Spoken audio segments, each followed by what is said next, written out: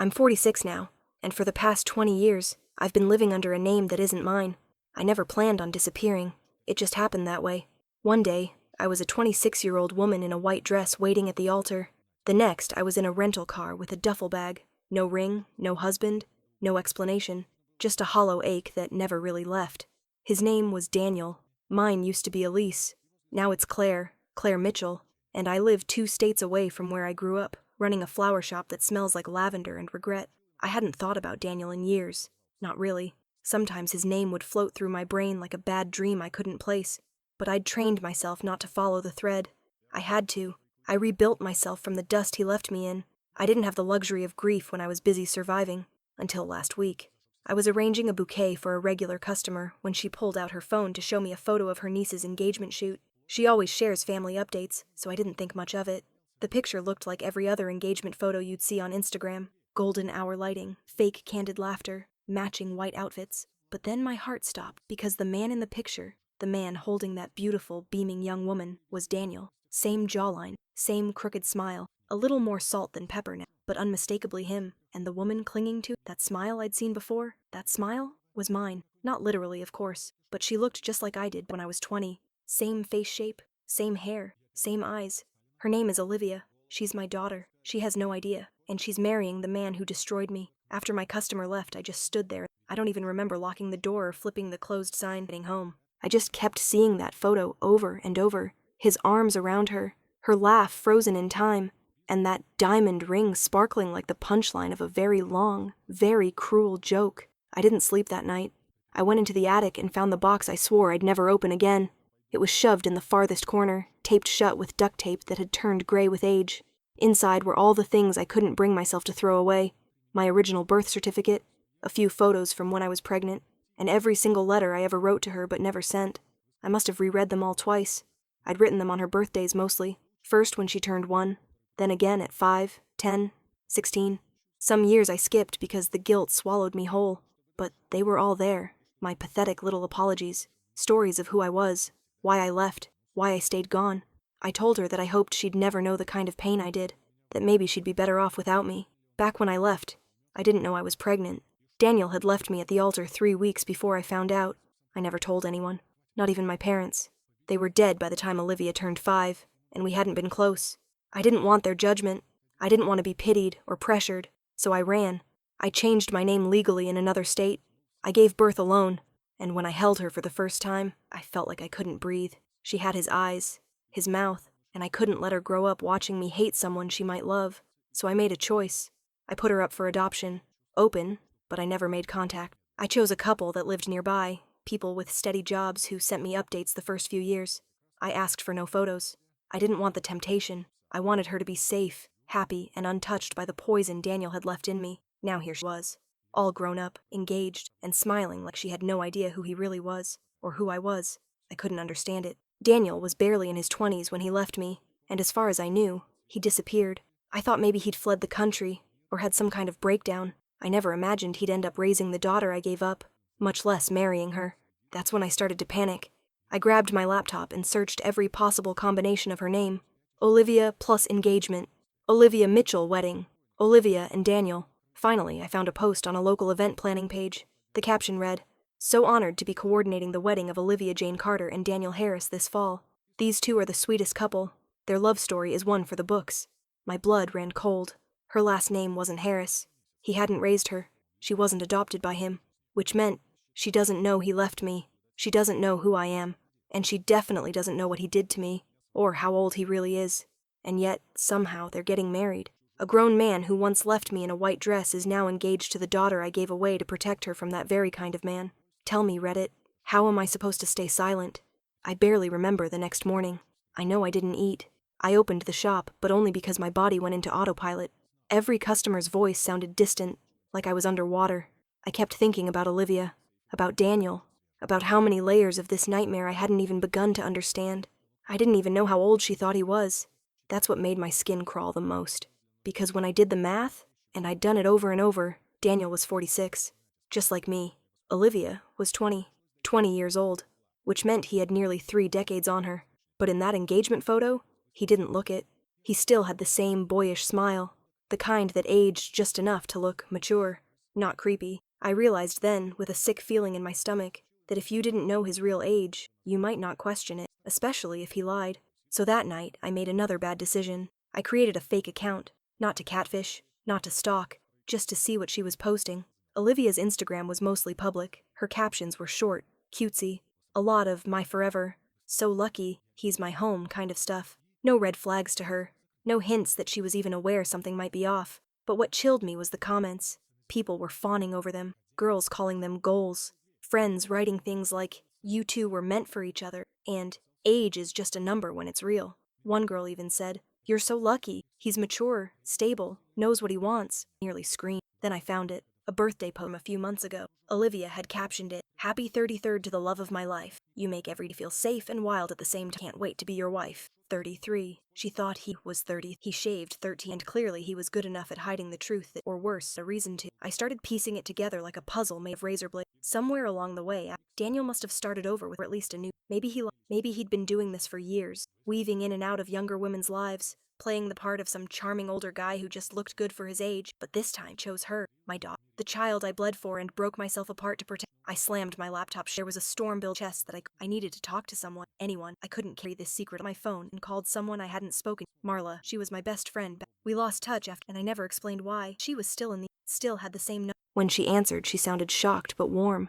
I told her I needed to see her. Told her it was about him. I didn't even have to say his name. She whispered, "You know he came back, right?" I didn't. Not until now. Marla met me the next day at a diner off the highway. The same one we used to sneak into after curfew back in high school, when we thought black coffee made us sophisticated. She hadn't changed much. A little more gray, a little less patience. When she saw me, her jaw dropped. Not because of how I looked, but because of the fact I showed up at all. We didn't waste time on pleasantries. I slid into the booth across from her and asked the one question I couldn't shake. "When did he come back?" She leaned back in the booth, eyes narrowing like she didn't know how to start. 5 years ago, she said. Just showed up like a ghost. No warning. No apology, like he'd never been gone. Apparently, Daniel had reappeared in our hometown sometime around 2019. He looked good, according to her. Fit, clean, charming as hell. Told people he'd moved back to be closer to his aging relatives, though no one could name a single one, and no one asked questions. I felt sick. Marla said everyone seemed to forget what he did, how he'd left me without a word, humiliated me in front of an entire church. People made excuses for him, said maybe there was a misunderstanding, that maybe I had done something to scare him off. That part didn't even shock me. I knew how towns like ours worked. What shocked me was what she said next. He was seen with a girl. Young. Too young. Everyone thought she was his niece at first. Then they saw them holding hands. My stomach dropped. Marla didn't know her name. Said she only saw the girl a few times, but that they were always affectionate, always weirdly close, and that Daniel seemed obsessed. "I remember thinking she looked familiar," Marla said slowly, "but I couldn't place it. I could. She looked like me, like us." I asked if anyone had said anything, reported it, questioned it. Marla just shook her head. "He told everyone she was 22, college dropout, artistic, free-spirited. You know the type he used to drool over." I didn't answer. I was too busy doing math in my head again. If Olivia was 20 now, she would have been around 15 when she first met him. 16, maybe. That meant he'd been grooming her. The word felt like poison in my mouth, but I couldn't ignore it. Not anymore. And suddenly, everything made sense. The fake age. The controlling way he likely inserted himself into her life. The picture-perfect captions. The wedding announcement written like a love story when it was actually a horror novel in disguise. Daniel didn't find Olivia by chance. He chose her. Somehow he must have figured out who she was, and who I was, and decided to play God with our lives. I couldn't breathe. I sat there in that booth, blinking hard, trying not to cry while Marla looked at me like she was seeing the edge of a cliff she didn't realize she'd been standing on. Then she said something that shattered everything. "Elise, there's a rumor, a nasty one, that he's planning to move with her right after the wedding. Somewhere no one knows." I stared at her, stunned. She leaned in, voice barely above a whisper. "You need to stop this." I drove home from the diner in a daze, fingers clenched so tight on the steering wheel my knuckles turned white. Marla's words kept echoing in my head. "You need to stop this." But how? How do you blow up someone's life without setting fire to your own? I barely slept that night. I couldn't eat.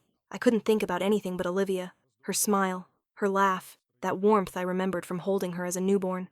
The day I gave her up, I told myself it was an act of love, that she'd be better off without me, that she'd have a safer life. one without ghosts. Now she was marrying one. I opened my laptop again and clicked on her profile. Her latest story was a video, a slow pan of a wedding dress hanging from a vintage mirror. The caption read, "Final fitting, 1 month to go." I couldn't breathe. She was glowing. She looked so happy. And he was standing behind the camera, saying something that made her laugh. I couldn't hear it. The audio was off, but I didn't need to. She trusted him, and he was about to ruin her in a way I knew all too well. I kept thinking, maybe he hadn't told her the truth. Maybe he didn't know she was mine. Maybe this whole nightmare was some horrible coincidence. But deep down, I knew better. Men like Daniel don't let go of control. They rewrite the past to suit themselves. And if someone gets caught in the wreckage, they just call it fate, destiny, love. Around 2 a.m., I opened a blank email and started typing. I told Olivia everything. Not who I was, not yet, but just enough. That the man she was marrying wasn't 33. That his name wasn't even real. That he once left a woman at the altar and disappeared for years. That there was more she didn't know, and she needed to ask questions before it was too late. I read it over 10 times.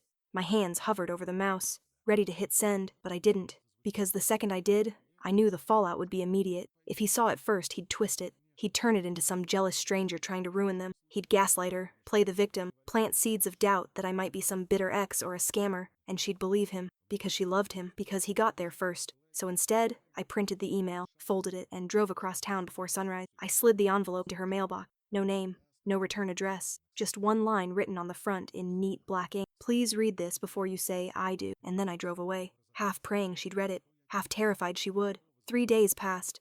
3 agonizing days of checking my burner email every hour, jumping every time my phone buzzed, second-guessing every single word I'd written in that letter. I didn't sleep. I barely left my apartment. I kept watching Olivia's social media like it was a window into a burning house I couldn't pull her from. But nothing changed. She kept posting like everything was normal.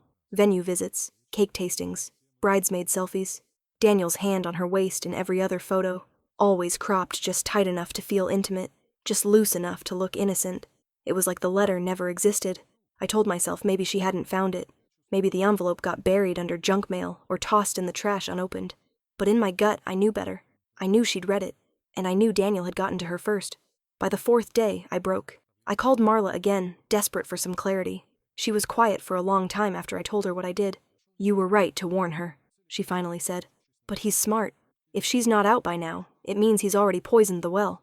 And then she asked the question I'd been dreading since the moment I slipped that envelope into the mailbox. "Are you going to tell her who you are?" I didn't answer, because I didn't know. Part of me wanted to, needed to. I couldn't live with the idea of my daughter marrying the man who destroyed me, not just emotionally, but literally stole the life I might have had with her. But another part of me knew how badly this could backfire. If I told her now, in the middle of the storm, she'd be caught between 2 people who both claimed to love her, and she'd have no reason to believe either of us. But the window was closing fast. The wedding was 26 days away, and I was running out of time. I sat alone that night with the last letter I ever wrote to her, the one I never finished. I'd started it on 18th birthday, thinking maybe, just maybe, I'd finally reach out, but I never sent it. I couldn't. It felt too late, like I didn't deserve the title of mother anymore. But now, watching her walk toward the same fate I barely escaped, it felt worse not to claim her at all. I don't know how long I sat there, clutching that half-written page like it could fix anything. But sometime around midnight, something changed. My phone lit up. One new email, sent to the burner address I left at the bottom of the letter. No subject line, no name, just 3 words. "Did you know?" Those 3 words sent a chill through my entire body. Did you know? I stared at the screen like it was breathing, like it might lunge out and claw at my throat. My hands were shaking so badly I nearly dropped the phone. The email had no greeting, no punctuation, no signature, just that bare question, sharp and heavy. Did I know? God, did I know? I read it over and over, trying to decode the tone. Was it angry? Accusing? Heartbroken? Was she talking about Daniel's real age? His past? Me? Or all of it? I didn't know how to respond. I didn't even know if I should. But she'd written to me. She read the letter, and that meant I had one chance to make this right.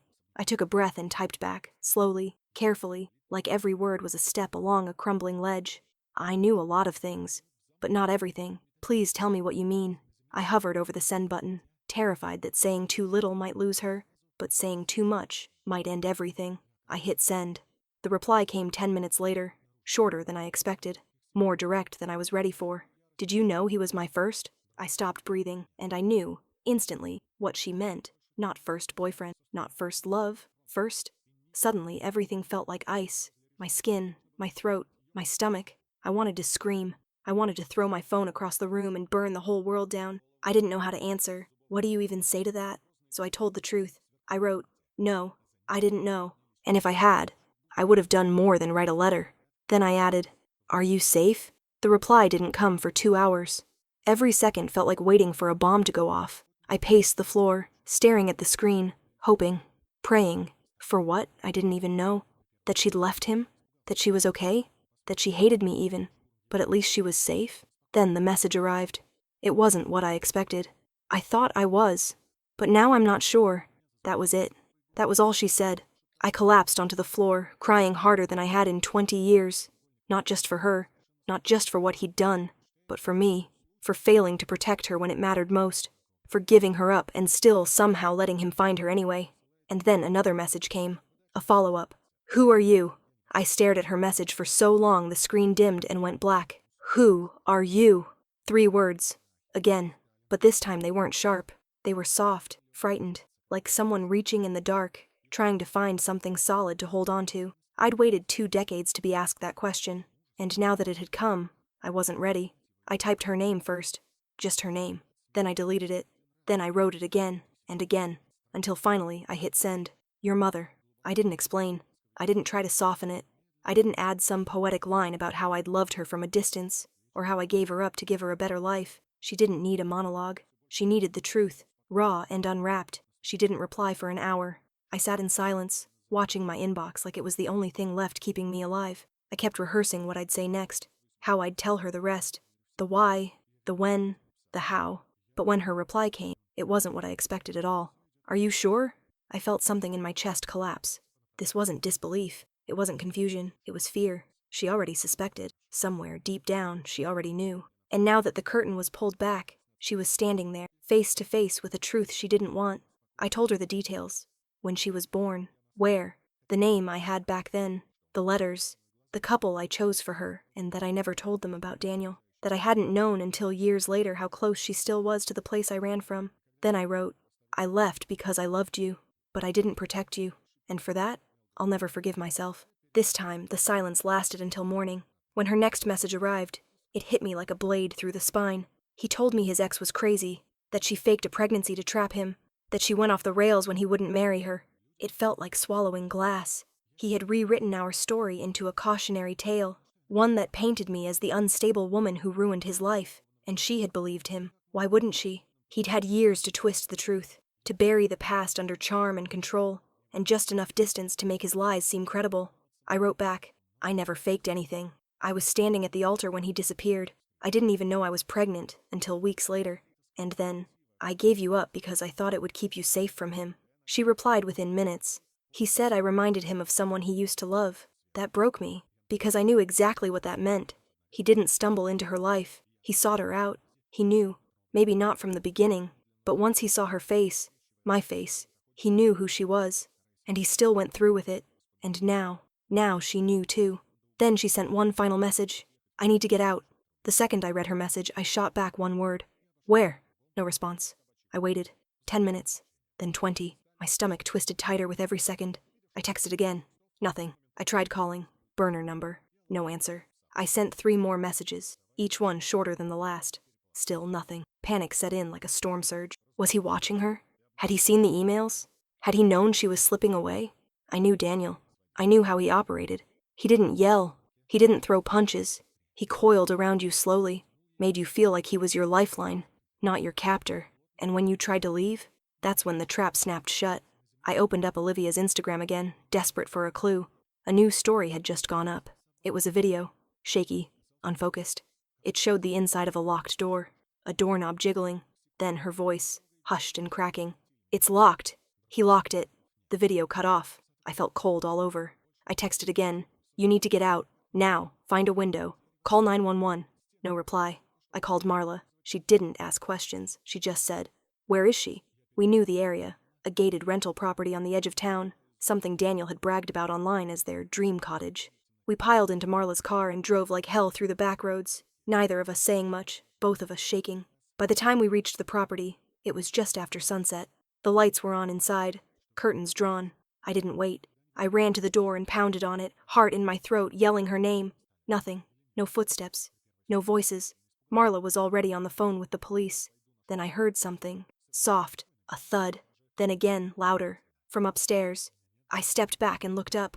A shadow moved behind the curtain. I yelled her name again, louder this time, and that's when I saw the window. A crack of light as it slowly pushed open. Then her voice, whispering. He took my phone. I could barely see her, but it was her. She was crying, clutching something. Maybe a bag, maybe nothing at all. I shouted for her to come down. That help was on the way. But she shook her head, and then she said something that chilled me to the bone. He's downstairs. I don't know what happened next. Red and blue lights, doors slamming, officers yelling. A voice, Daniel's, booming in protest. Olivia's scream cutting through the air like a wire snap. And then, finally, a door flung open and she came flying out, barefoot and shaking, straight into my arms.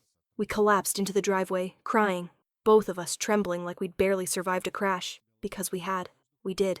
They took him in. No resisting arrest. No drama.